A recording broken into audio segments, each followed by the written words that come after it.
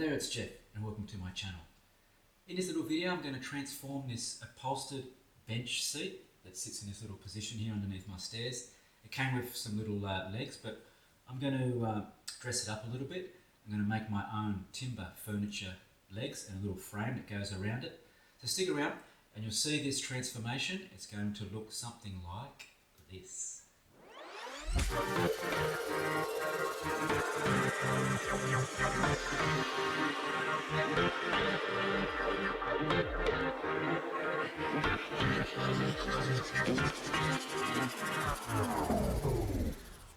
Okay, well, we're back in the workshop and I'm just going to run you through just quickly before I start just what I'm doing and how I'm going to do things. I've got myself some, it's just some dressed pine for this. It won't matter. You can use whatever timber you want, but I'm going to be staining this anyway, pretty dark, like a dark chocolate when I'm finished anyway, to match that upholstery. So it's not a big deal what it is, but yeah, this is just some dressed pine for the legs. It's around about 60mm by 60mm. And then I've just used some, this is around about 35mm by 19 or 20mm dressed. That's going to make the frame that goes around the legs. We're going to cut this, first I'm going to dock this material here for the legs to size. We've worked out that we want our legs to be roughly around about 180mm, but that can depend on yourself. And that is to do with just for us comfortably sitting down on it, just as you might be just used to take off your shoes or something like that. So the height of the legs can vary and it can be dependent on what you want, but I'm going to make one 180. I'm going to dock 4 of those to size.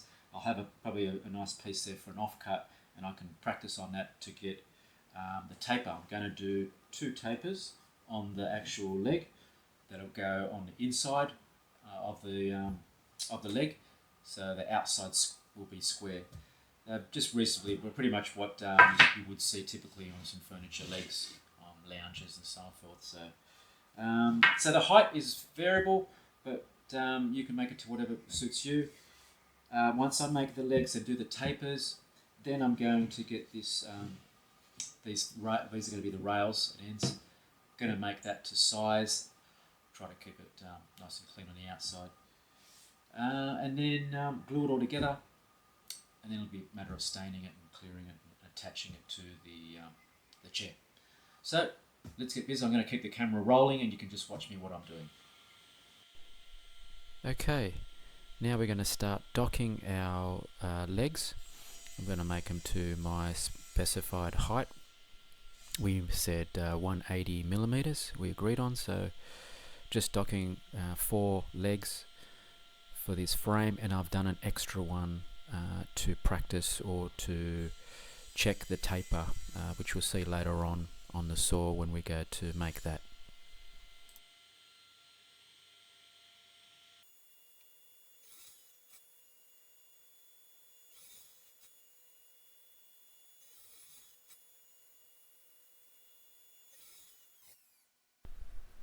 Okay, here you can see me with my ruler on the legs. I've came down 40mm from the top for the rails. I've done a 10mm at the bottom taper.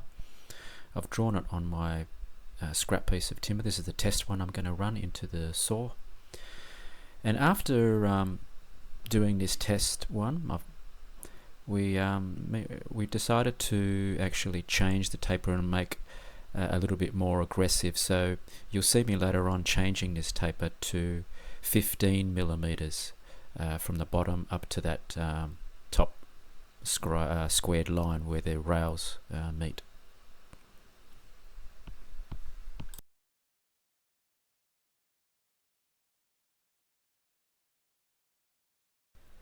Now the leg is in the sliding jig that we made, and I've done a test one. I put it under the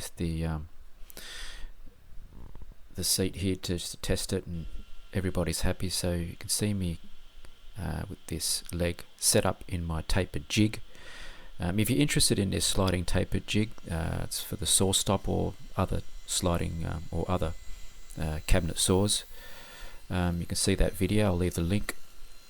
But basically you want that leg set up so it's nice and secure. You can see I've got toggle clamps.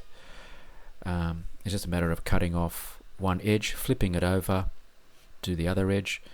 Where the toggle clamp has to go down the bottom, there's a taper there obviously, so we just got to pack that up a little bit to save having to change the adjustment in that toggle clamp every time. But as you see, just flip it over, run it through again, and this is how I basically prepared and cut all my 4 legs for this project.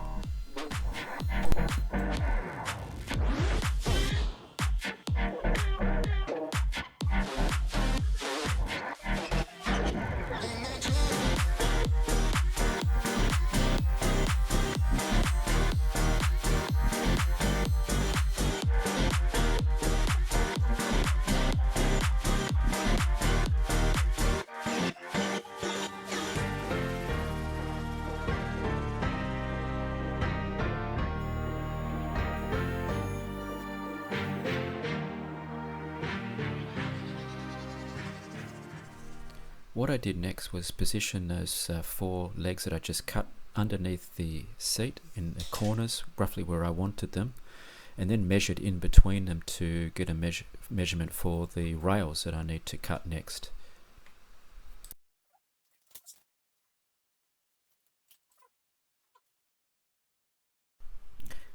Now to cut these you could just use your drop saw and just mark them, but I cut them just roughly to size with the drop saw, just a little bit over size, and then use the sliding table saw with my stop. So the pair, because I have to cut a pair front and back, and then the same with the ends. That way you just put them on the sliding fence with the stops, at least they come the same, exactly the same size together.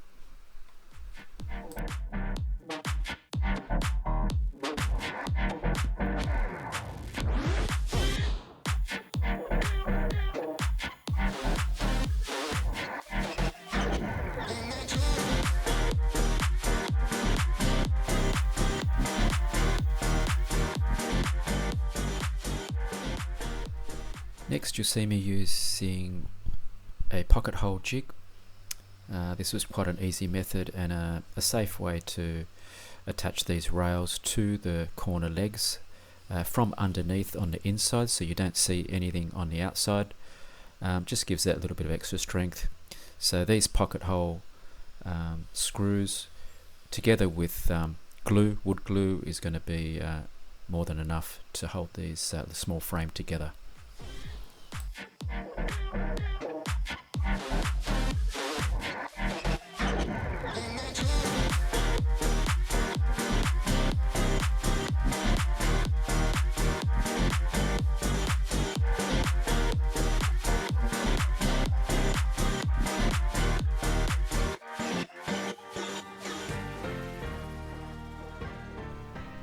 Next you'll see me pre-drilling those rails before I assemble, just with a pilot hole and a countersink, so when the frame is all together and we're going to tip the chair upside down, which you'll see later on in the video how I assemble it, but it just makes things a lot easier to pre-drill these holes for screws to screw this down to the underneath the chair later on. One thing I did end up making a little mistake was I ended up drilling from the wrong side, but it doesn't make any difference because that countersink will face the chair, but I ended up fixing that later on, but after I've noticed that mistake, so not to worry.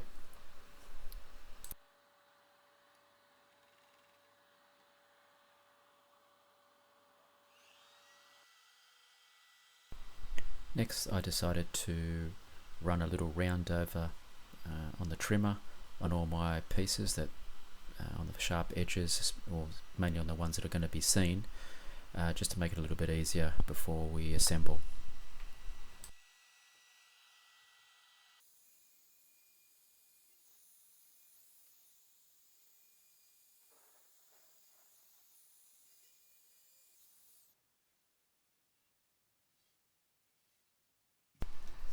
Okay, now comes the fun part, putting all this together. And whenever I use these pocket hole system, I like to try to clamp my pieces or components together when drilling and screwing into each other. It just helps with misalignment. I just find it just comes a little bit neater. Just clamp it all up, take your time, put your glue in, because you know that when you put your glue in sometimes and you go to screw it, it wants to slide because of that liquid adhesion sort of thing. So little tip, I always like to clamp my pieces into position first, how I want them, get everything flush, and then pre-drill with pocket holes with a long a long drill bit, the extra long ones that you can get. And I always use with this pocket system as well just normal chipboard countersink screws. I know that you're supposed to have there's a special type of flat head type of screw that goes with those pocket holes, but I just use chipboard screws. I've always used them and they seem to work for me. And you're going into soft pine anyway, so there's no need to go crazy. The screw's just got to hold it there while the glue dries.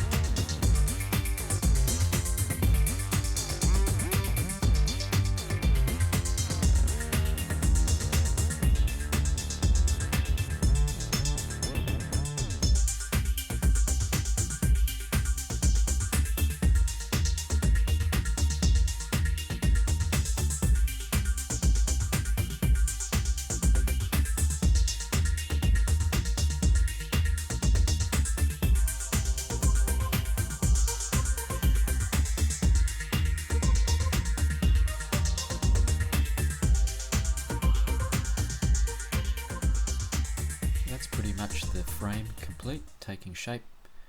Next thing is to basically prepare it for staining and lacquer. So you'll see me just giving it a nice little sand here, my orbital sander, just with some fine grade sandpaper, and then I'll use some brown Japan, it was called.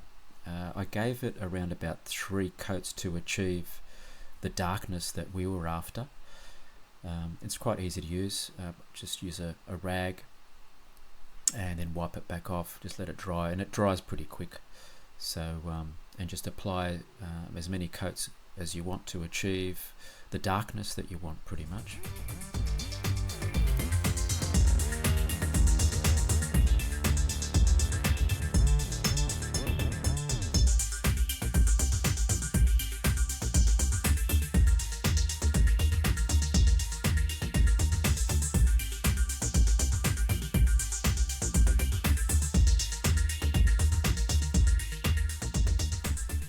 Here you'll see my frame is complete. I've lacquered it. I didn't want to bore you with showing you how to lacquer, but it's got a satin base sort of coat on it. And now I've tipped the chair upside down. I'm positioning the frame evenly on both sides, front and back, and it's a matter of just getting that ready and then screwing down into the chair. So I used, with those rails, I think they were around about 35 millimeters in width, and then I used something like 50 millimeter chipboard screws to tie it down.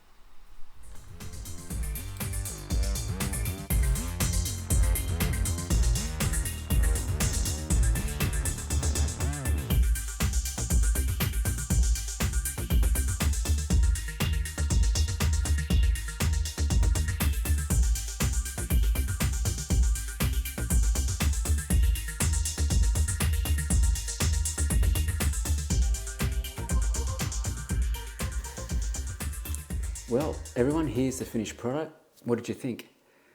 We've upgraded this standard upholstered seat frame, as you saw in the beginning, to a more high-end piece of furniture by adding this timber framed legs that we put on.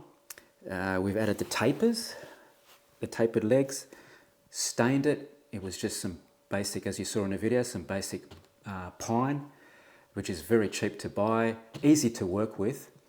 And because we were staining it in this dark chocolate stain, which goes well with the fabric to the contrast, it doesn't really matter what you use because you're not going to see the grain that much with this dark stain. So I'm really happy with the result.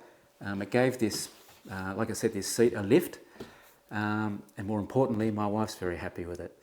So let me know in the comments if you like it, or you did something similar to this, or you have a project where this could come in handy. If you did like it, thumbs up, share with your friends, and don't forget to subscribe to my channel so you can keep up to date with all the latest videos that I do bring out from time to time. And hopefully, I'll see you in one of my next videos.